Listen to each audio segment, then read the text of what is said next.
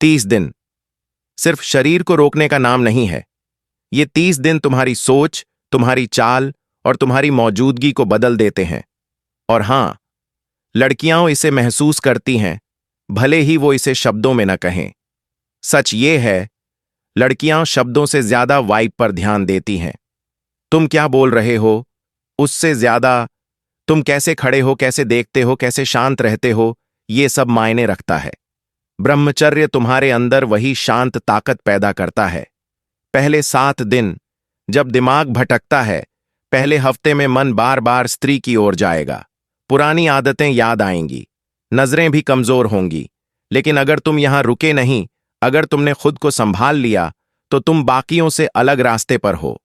क्योंकि ज्यादातर पुरुष यहीं हार जाते हैं। 10 से 15 दिन बदलाव दिखने लगता है। अब तुम्हारी आंखों में बेचैनी कम होती है। तुम किसी लड़की को देखकर घबराते नहीं हो, तुम उसे इंसान की तरह देखते हो, जरूरत की तरह नहीं। और यही फर्क लड़कियां महसूस करती हैं।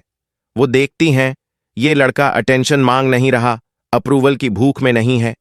यहीं से आकर्षण शुरू होता है। जब कोई पुरुष कम बोलता है लेकिन अपने शब्दों पर कायम रहता है, तो वो अलग दिखता है।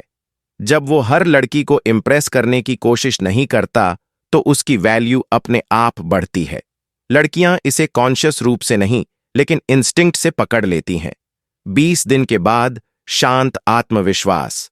अब तुम जरूरत से ज्यादा हंसते नहीं, जरूरत से ज्यादा एक्सप्लेन नहीं करते। तुम्हारी बॉडी लैंग्वेज कहती है, मैं पूरा हूं। और जो पुरुष खुद में पूरा होता है, उसकी ओर नजरें अपने आप जाती हैं। 30वां दिन बिना पीछा किए आकर्षण। अब तुम लड़की के पीछे नहीं भागते। और यही सबसे बड़ी बात है, तुम्हारी मौजूदगी सेफ लगती है, स्टेबल लगती है। और याद रखो, लड़कियां सबसे ज्यादा उसी पुरुष की ओर खींचती हैं जिसे खोने का डर नहीं होता। एक कड़वी लेकिन सच्ची बात, ब्रह्मचर्य का मतलब ये नहीं कि लड़कियां तुम्हारे पीछे पागल हो जाएं। मतलब ये है कि तुम्हें अब उनका पीछा करने की जरूरत नहीं पड़ती। और यही असली आकर्षण है। अंत में 30 दिन ब्रह्मचर्य तुम्हें साधु नहीं बनाता, लेकिन तुम्हें मजबूत, शांत और सम्मान योग्य पुरुष जरूर बना देता है। और ऐसा पुरुष कभी अनदेखा नहीं होता।